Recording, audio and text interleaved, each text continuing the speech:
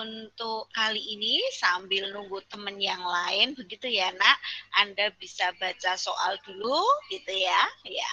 Namun mari kita buka dulu kegiatan PM pagi ini dengan berdoa, dengan sikap sempurna berdoa. Mulai.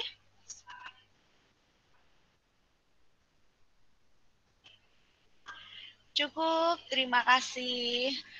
Kita berharap dengan berdoa ini tadi nanti kita akan mendapatkan kelancaran, keweningan berpikir begitu itu ya.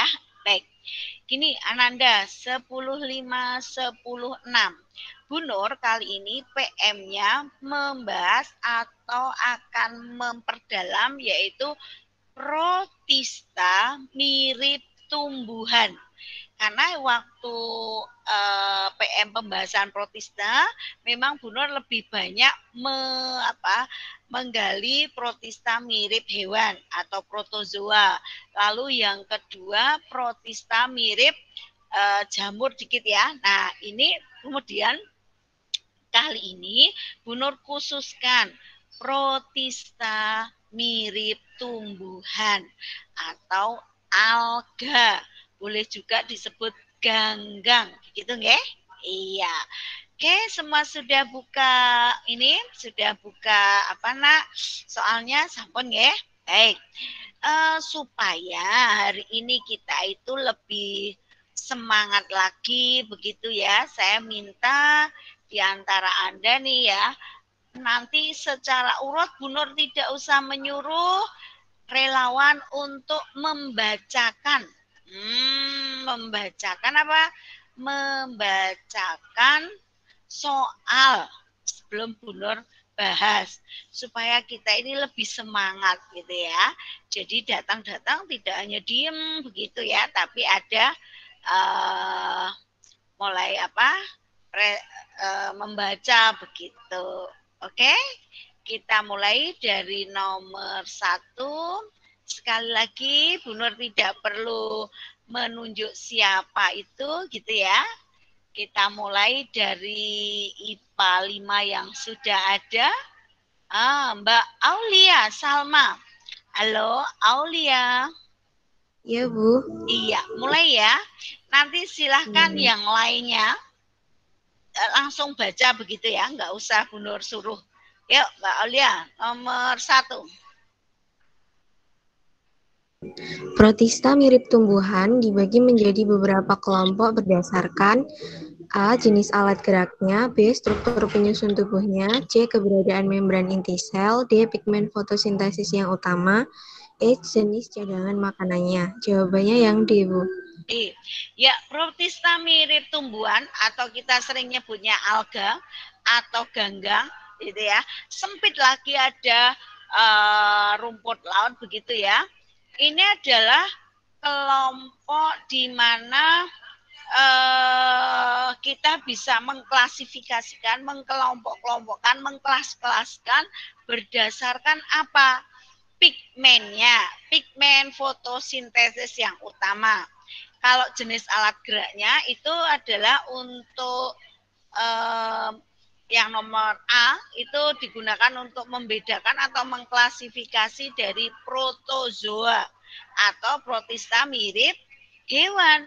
Nah, sementara yang mirip tumbuhan ini pigmen fotosintesis. Sekarang kita lihat klasifikasinya. Nah, ini Bu Nur tuliskan klasifikasi pada alga. Berdasarkan pigmen yang ada, alga dapat kita bedakan menjadi sekian banyak klasifikasi atau kelompok. Ada Phaeophyta, pheo coklat, alga coklat. Rhodophyta merah, Chrysophyta keemasan, Chlorophyta hijau, Bacillariophyta ini coklat yang pudar, berarti hampir seperti keemasan juga itu ya. Kemudian Euglenophyta ini alga hijau, Dinoflagellata alga api. Nah, ini adalah pengelompokan alga berdasarkan pigmen. Pigmen itu apa sih? Warna. warna atau zat yang ada di dalam satu alga yang itu nanti warna itu menjadi dominan. Zat itu akan dominan dan akan munculkan warna tertentu, ya.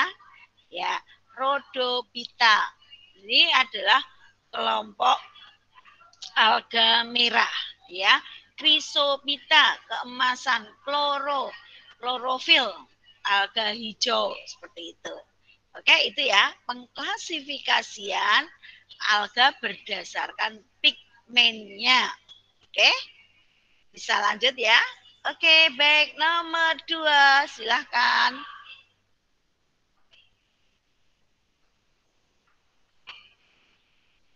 Ayo, siapa? Amara. Iya, Bu. Ayo Amara dibaca. Berikut ini beberapa karakter yang dapat dijadikan pembeda antara protozoa dan alga kecuali Eukaryota. Oke.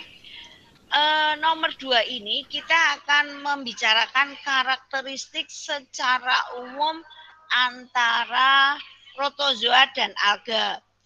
Jadi di dalam protista itu kan kita bisa kelompokkan. Ada protista mirip hewan, kita sebut protozoa. Ada protista mirip tumbuhan, kita sebut alga. Dan satu lagi ada protista mirip jamur. Nah, sekarang apa sih yang membedakan antara protozoa dan alga? Gitu ya.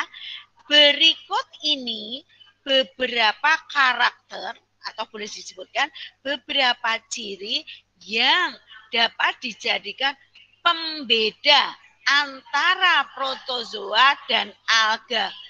Kecuali, Bu Nur mohon maaf banget ya, jenis soal seperti ini tidak bagus.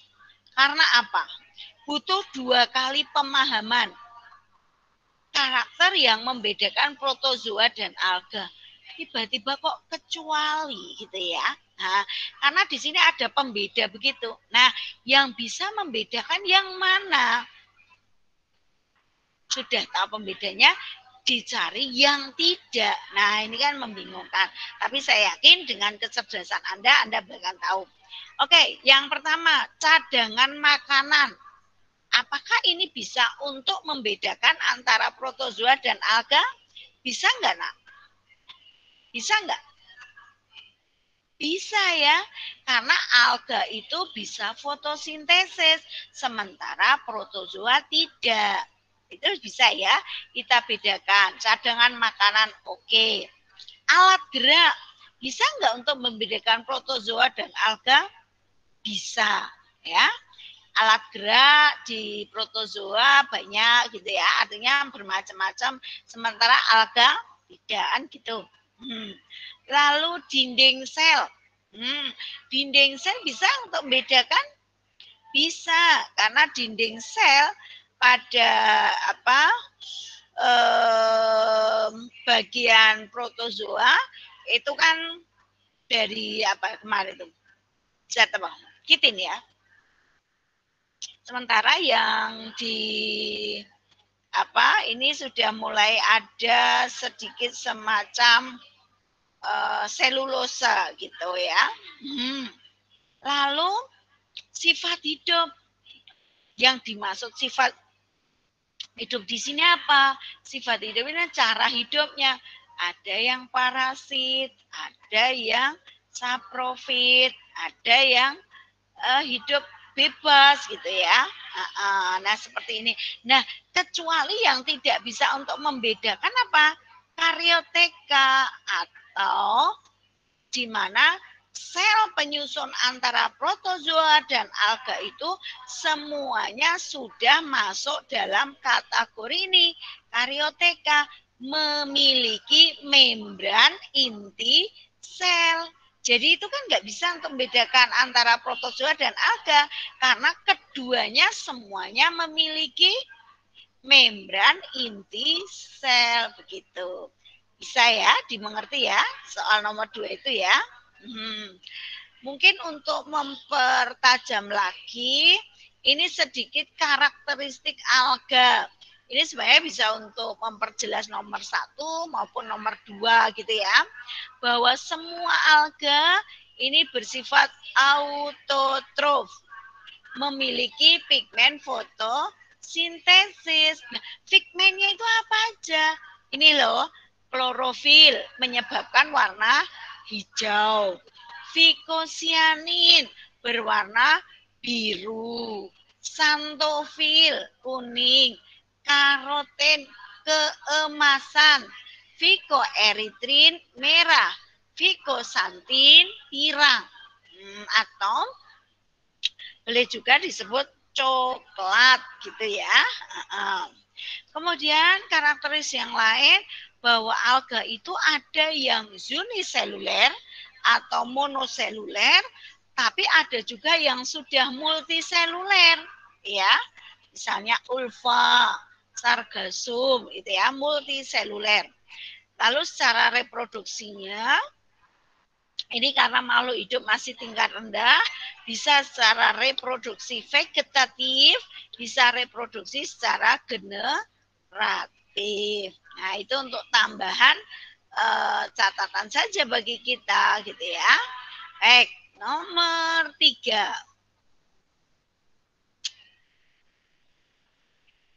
Ayo. Selanjutnya nomor 3. Benita. Ayo, Ben. Di antara pernyataan berikut, manakah yang merupakan ciri alga? B. Mikroskopik, makroskopik, bertalus, dan berklorofil. Iya, ciri dari alga apa aja selain tadi nomor catatan tadi Bu Nur ada di situ adalah bahwa ada alga itu yang mikroskopis, ada yang makroskopis. Berarti yang mikroskopis yang mono atau uniseluler. Yang makroskopis berarti yang bersel banyak. Ya toh? Multiseluler gitu ya. Lalu bertalus. Nah, apa itu bertalus? Bertalus itu kelompok yang belum atau sulit dibedakan antara akar, batang, dan daun. Itu namanya bertalus.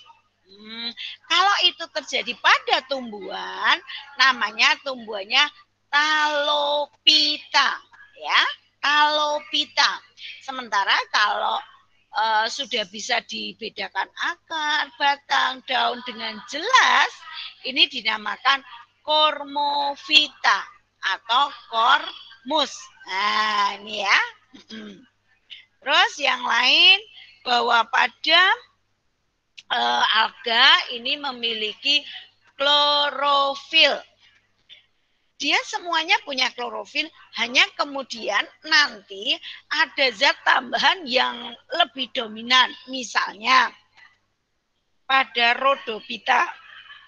Rhodophyta itu ada klorofilnya, tapi nanti akan dibantu atau akan banyak pigmen fikoeritrinnya. Nah, maka menyebabkan warna merah. Nah, seperti itu. Jadi paham ya? Jadi untuk ciri yang ada pada alga, mikroskopis, makroskopis, bertalus, berklorofil. Oke, terima kasih. Nomor 4. Ayo. Jadi Benita, Dea. Ayo Dea. Ya Bu. Spirogyra dapat berkembang biak secara generatif dengan cara D. Isogami. Isogami. Apa itu isogami? Tahu nggak isogami? Bahwa melakukan apa? Pertukaran inti itu ya. Nah, jadi kemudian cara yang lain yang misalnya seperti pembentukan tunas, membelah diri, fragmentasi, itu adalah cara-cara secara vegetatif gitu. Oke, Ya, kalau konjugasi ini juga dengan cara generatif, tapi tidak terjadi pada spirogyra, misalnya pada paramecium. Nah, seperti itu. Oke ya. Oke. Baik. 5. Yuk, lanjut. Tadi dia. Yuk. Dia, yuk. Iya, Bu. Ya. Klorofil B merupakan pigmen fotosintetik yang hanya dimiliki oleh A. Chlorophyta. Iya. Klorofil B merupakan pigmen fotosintetik yang hanya dimiliki oleh Chlorophyta, kelompok alga yang berwarna hijau. Gitu ya. Sementara Pyrophyta, Phaeophyta, Chrysophyta, Rhodophyta dia tidak punya ini ya. Klorofil B ini gitu ya. Yang ada nanti ini misalnya alga merah Rhodophyta itu berarti Vico erythrin. Kemudian keemasan itu adalah keemasan karoten. Coklat itu karena di dalamnya ada apa warna coklat itu? Apa coklat ya? Kalau Vico erythrin agak ke pirang ya, coklat bisa. Lalu Pyrophyta ini alga api ya. Astagfirullah. Maaf sekali Bu Nur harus. Oke gitu ya. Jadi ini adalah warna-warna yang muncul atau yang nampak pada kelas-kelas yang ada ini. Pyrophyta, Chrysophyta, Phaeophyta gitu ya. Oke. Baik, nomor 6. Yuk. Nomor 6. Lanjut. Siapa nih nomor 6? Tadi dia ya. Zaki. Zaki. Yuk. Ya, Bu. Alga yang digunakan sebagai bahan baku pembuatan agar-agar berasal dari kelompok A, alga merah. Iya, untuk membuat agar-agar itu ya, kita bisa menggunakan alga merah. Contoh alga merah adalah Gelidium, Gracilaria. Nah, seperti ini contoh alga merahnya. Itu ya. Ini kalau kita temukan di laut, kita sering menyebutnya sebagai rumput laut. Ini ya, rumput laut. Ini SP ya. Tidak masalah. Gracilaria, SP spesiesnya. Seperti itu. Oke, ya. Jadi sekali lagi untuk agar-agar ini dari alga merah. Baik, nomor 7. Ayo semangat. Siapa ini tadi? Zaki. Kemudian Fauzia. Fauzia yuk. Fauzia.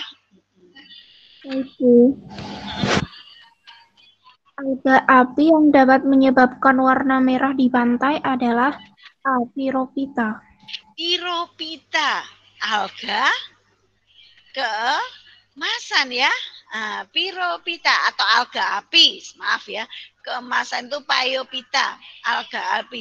Nah, ini di bawahnya ini adalah contoh spesies, misalnya Chlorella, itu adalah contoh dari alga hijau. Fuchsia, alga keemasan. Lalu adalah Navicula, alga keemasan juga. Dan ulva, ulva ini alga hijau, gitu ya. Oke, ini adalah contoh dari alga yang bisa, terutama yang ini ya, alga api ya, Pyrophyta, menyebabkan warna di pantai itu berwarna merah. Oke, 8. Ayo 8. Ayo Fauzia sampun Zidni Itsni, Munifa. Iya, Bu. Iya. Protista yang memiliki kemampuan fotosintetik adalah B. Volvox globator. Iya. Protista yang memiliki kemampuan fotosintetik berarti dia apa? Masuk dalam apa, Nak? Alga. Nah, dari kelima ini yang alga mana? Yaitu yang B, Volvox globator. Dia termasuk alga hijau gitu ya. Nah, sementara yang Entomobacoli ini berarti kelompok di mana ini? Di kelompok protozoa, yaitu protista mirip hewan gitu ya. Kemudian Trypanosoma cruzi ini juga protozoa. Giardia lamblia ini juga protozoa. Paramecium caudatum protozoa. Maka yang masuk ke dalam alga atau protista mirip tumbuhan adalah Volvox globator. Jawabannya yang B. Oke, betul. 9. Ifat, yuk.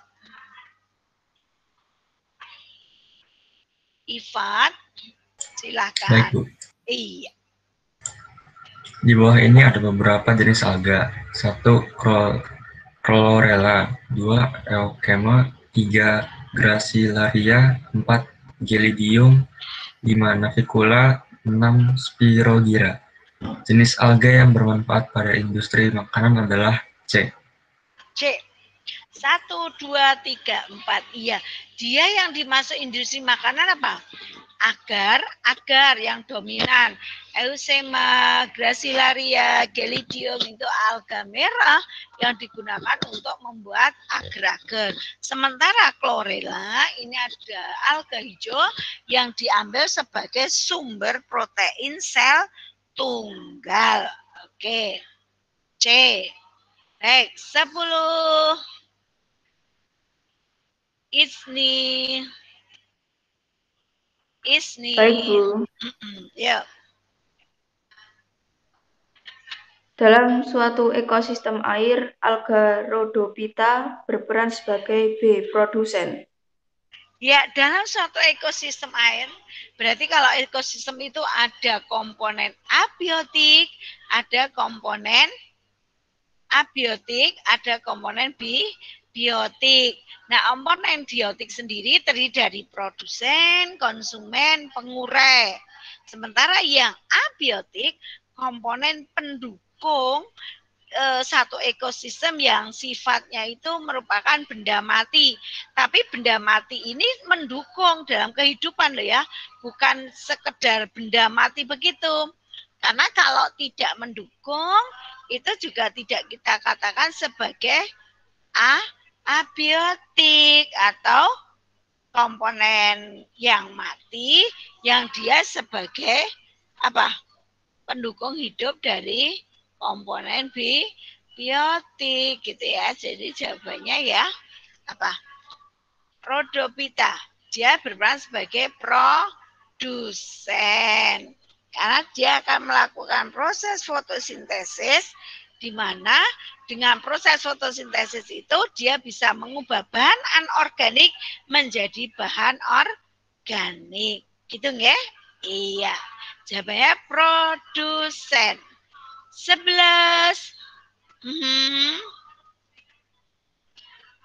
Tadi Ismi sudah. Mahesa. Yuk Mahesa. Baik, Bu. Dalam usaha manusia mencari sumber makanan baru, ternyata Chlorella mempunyai kandungan protein yang cukup tinggi dan mudah berfotosintesis. Chlorella termasuk golongan Chlorophyta hijau. Dalam usaha manusia mencari sumber baru, sumber makanan baru, ternyata Chlorella mempunyai kandungan protein yang cukup tinggi dan mudah berfotosintesis.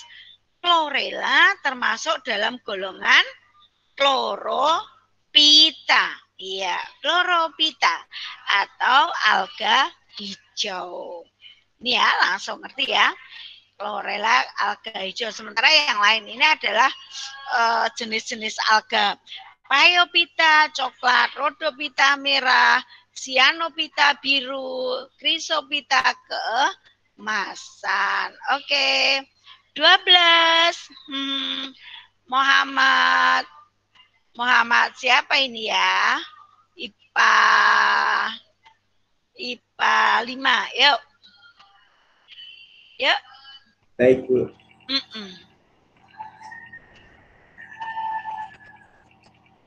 Beberapa jenis alga yang berbentuk benang dapat berkembang biak dengan cara fragmentasi. Potongan benang hasil fragmentasi ini akan tumbuh menjadi benang baru yang disebut B. Hormogonium. Ya.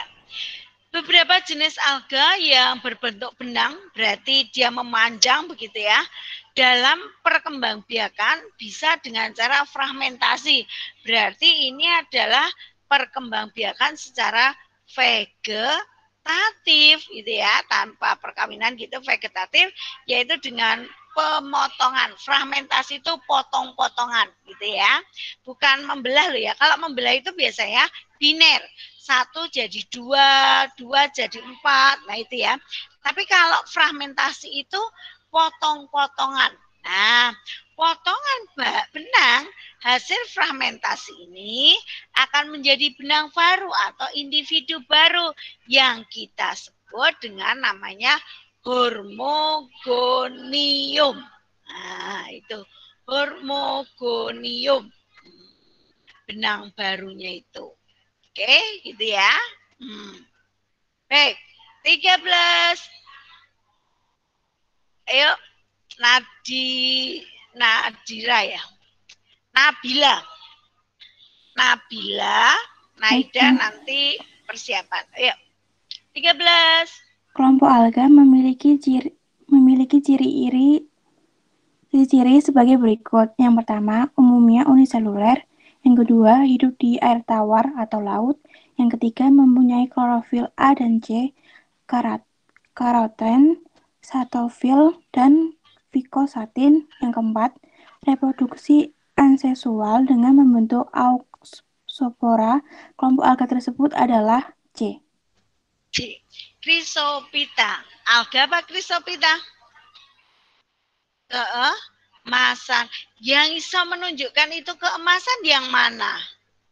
Yaitu adanya fikosatin, santofil, dan karoten. Ini adalah pigmen tambahannya. Karena pigmen yang lain klorofil itu ya. Tapi untuk tambahnya menyebabkan warna keemasan itu di sini. Dan membentuk auxospora itu ya. Baik, 14. 14 yuk. Siapa nih? Naida. Yuk. Alga mempunyai klorofil sehingga dapat berfotosintesis. Dalam ekosistem, alga berperan sebagai C produsen. Ya, dalam satu ekosistem lagi. Nah, ekosistem sekali lagi, ekosistem itu ada komponen abiotik, ada komponen biotik gitu ya. Komponen biotiknya adalah komponen biotiknya itu produsen, ada konsumen, ada pengurai. Kalau Bu Nur ngomong seperti itu, nanti Bu Nur masih bisa memperlebar lagi. Konsumen, ada konsumen tingkat 1, yaitu apa? Herbivora, kelompok yang langsung memakan dari produsen, namanya herbivora. Kalau ada karnivora, ada omnivora gitu. Oke ya, berarti sama tadi produsen. Baik, 15. 15 nih. Tadi si Nabila sudah, Naiza sudah, Nashwa.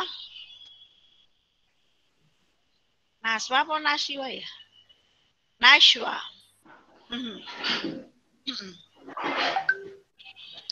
Di antara ganggang berikut ini, yang kloroplasnya berbentuk mangkuk adalah B. Chlamydomonas. Chlamydomonas. Karena gini nak, kloroplas yang ada di dalam masing-masing alga itu ternyata tidak sama persis bentuknya. Tetapi ya menyesuaikan, maksudnya jenis alga A, alga B itu berbeda. Nah, sekarang ya ditanyakan yang kloroflas itu berbentuk seperti mangkok. Berarti ada cekungannya seperti itu ya. Itu adalah Chlamydomonas. Contoh yang lain, ciri khas yang lain maksud saya, itu ada yang berbentuk seperti benang. Ada yang seperti benang gitu ya, atau apa ya istilahnya itu, ya benang yang berlipat gitu ya, itu pada Spirogyra. Nah itu seperti lipatan, nah seperti itu ya. Oke, 16 kita mintakan. Nah, sudah Nur Farhan ya. Yuk, silahkan.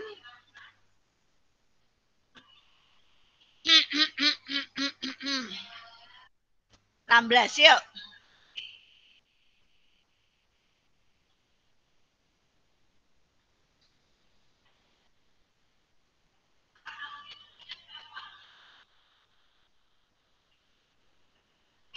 Ayo nak, siapa nih?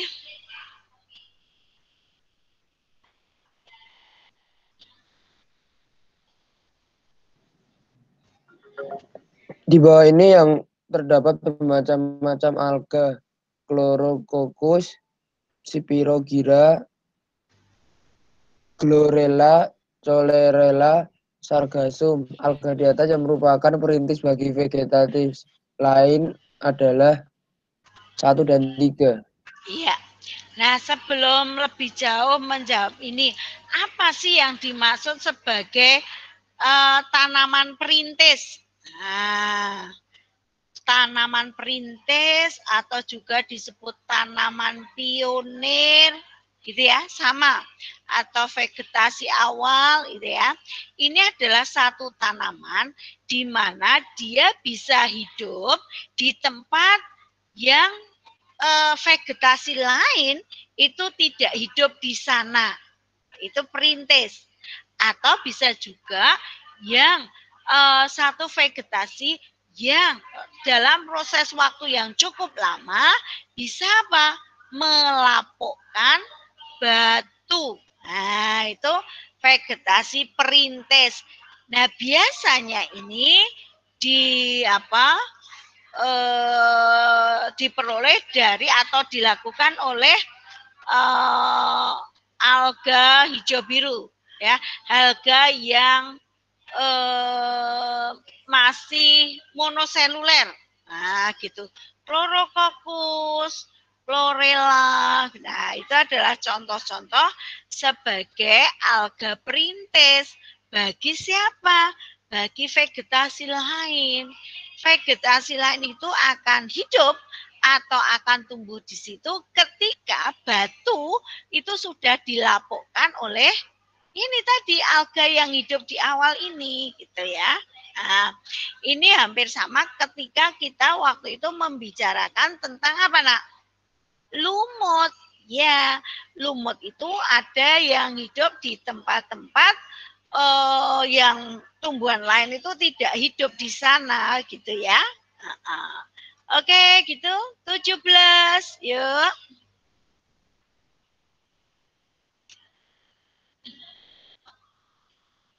Siapa nih?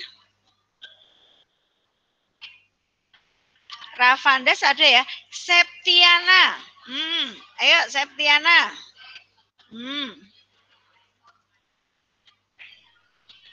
Ditemukan satu jenis alga dengan ciri-ciri tubuh berbentuk benang, mempunyai kloroplas bentuk spiral, dan tempat hidupnya di air tawar. Berdasarkan karakteristik tersebut, alga tersebut adalah C. Spirogyra. Iya, spirogyra tadi ya, berbentuk benang, kloroplasnya melipat bentuk spiral gitu ya, dan hidup di air tawar. Itu spirogyra. Oke. 18. Yuk. Ayo. Septiana sampun. Siti Isnaini. Yuk. Siti Isnaini. Kelompok alga mana yang termasuk uniseluler? A. Chlorella, Navicula, dan Clasidomonas.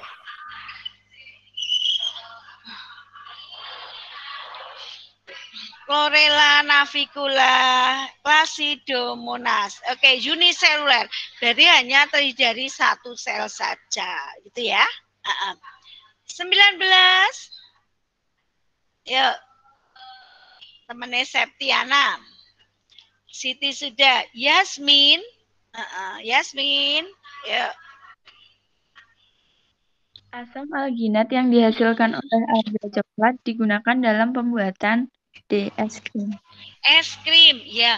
Asam alginat itu digunakan untuk mengemulsi atau istilahnya ya, mengentalkan ya, mengentalkan es krim. Nah, seperti itu ya. Ya. Baik. 20 terakhir.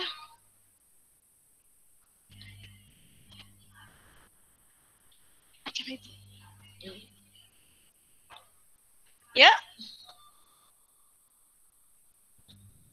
Ayo, siapa ini? Terakhir.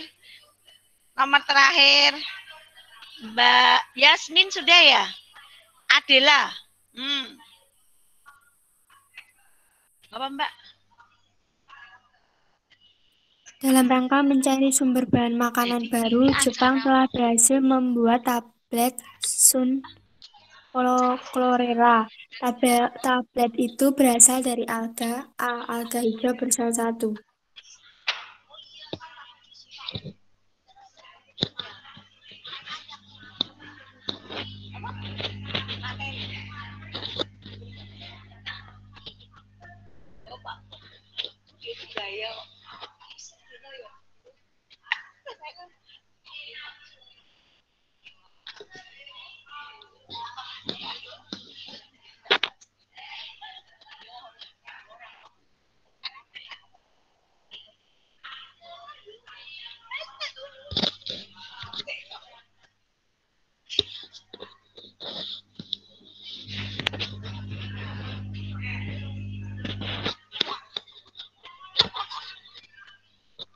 Halo, maaf ya, ini tadi barusan tambah. Oke, ayo. Dalam rangka mencari sumber bahan makanan baru, Jepang telah berhasil membuat tablet Sun Chlorella. Tablet itu berasal dari alga hijau bersel 1. Oke, gitu ya. 20 soal sudah kita bahas untuk PM kali ini. Masih punya banyak waktu. Mungkin di antara Anda ada yang akan sharing atau komunikasi. Bu Nur stop ya untuk send-nya, send screen-nya. Silahkan. Ada nggak yang perlu dikomunikasikan? Ayo, ada? Kita masih ketemu. Kalau tidak, begini nak. Bu Nur ada sedikit bahan ya yang akan Bu Nur sampaikan. Begini, untuk mid semester nanti kita kan akan mulai tanggal 8. Mungkin Anda sudah mendapatkan jadwalnya ya, mungkin. Kalau belum, tanggal 8 itu kita akan mulai mid semester, di mana hari pertama, jam pertama itu adalah biologi. Nah, biasanya biologi itu dapat waktu akhir. Untuk kali ini biologi dapat yang pertama. Nah, Anda persiapkan ya. Jadi kalau kemarin-kemarin, bisa lah nanti lama gitu ya. Sekarang kita balik. Karena biologi hari pertama, Anda persiapkan materinya apa, Bu? Gitu ya. materinya bisa dituliskan ya. Yang pertama, kita akan mengambil bahan dari bab fungi atau jamur. Itu merupakan materi memang di semester genap ya, fungi. Jadi Anda ingat lagi karakteristik fungi, lalu klasifikasi fungi, siklus hidupnya, tidak lupa apa? Manfaatnya, karena sekian banyak jamur itu ada yang dapat kita manfaatkan, ada juga yang justru merugikan kita, kan seperti itu. Oke? Ya. Kemudian itu kan yang pertama nih, fungi. Lalu yang kedua, ini materi yang dari semester 1 tapi kita ajarkan di semester 2 yaitu protista. Baik protista mirip hewan, kita sering sebutnya sebagai protozoa. Masih ingat nggak protozoa berapa itu kalau kita pisahkan berdasarkan alat geraknya? Masih ingat? Dibagi menjadi berapa kelas? 4 ya. Rodo, apa? Rodo, rhizopoda, kemudian ciliata, flagellata, dan sporozoa. Gitu ya. Oke. Terus yang berikutnya masih protista, yaitu protista mirip jamur. Nah, protista mirip jamur itu ada boleh dikatakan jamur air kayak gitu ya. Oomycotina, Myxomycotina. Nah, itu ya. Dan yang terakhir untuk protista itu adalah protista mirip tumbuhan yang tadi pagi atau barusan ini kita bahas. Protista mirip tumbuhan atau kita sering nyebutnya alga, begitu ya. Oke. Terus yang terakhir untuk materi kita itu adalah plantae, dunia tumbuhan plantae ya. Plantae itu mulai dari Atrachelophyta, kelompok yang tidak memiliki apa nak? Tidak memiliki pembuluh angkut, gitu ya. Trakait tidak memiliki pembuluh angkut, begitu ya. Itu kita kita sebutkan di situ adalah lumut. Lalu yang kedua adalah kelompok Tracheophyta, yaitu kelompok Pteridophyta dan Spermatophyta. Itulah bahan atau materi yang akan kita gunakan untuk melakukan penilaian tengah semester. Kalau saya tidak keliru, saya masih ingat betul, materi itu sudah pernah Bu Nur share-kan semuanya di Anda. Baik PPT-nya, modulnya, atau latihannya sudah ada di GC. Silakan Anda lihat, Anda print, Anda pelajari, insya Allah Anda bisa semuanya. Oke, sampai di sini ada yang perlu didiskusikan? Sudah cukup? Kalau sudah, setelah ini Anda nanti pelajaran biasa seperti ini. Kalau yang IPA 5 nanti ketemu Bu Nur lagi ya. Di jam keberapa nih? Jam keempat ya. Anda mulai presentasi. Nah, Bu Nur, apakah presentasi nanti juga digunakan untuk bahan buat soal? Ya, seperti itu ya. Oke. Terima kasih IPA 5 dan IPA 6. Mohon maaf kalau dalam pembahasan soal hari ini ada hal yang tidak berkenan atau tidak pas. Sekali lagi saya mohon maaf. Silakan Anda menuju ke kelas masing-masing untuk pembelajaran hari ini. Baik, akhir kata Assalamualaikum warahmatullahi wabarakatuh. Waalaikumsalam warahmatullahi wabarakatuh. Terima kasih, Bu. Iya, sama-sama. Selamat belajar, semangat.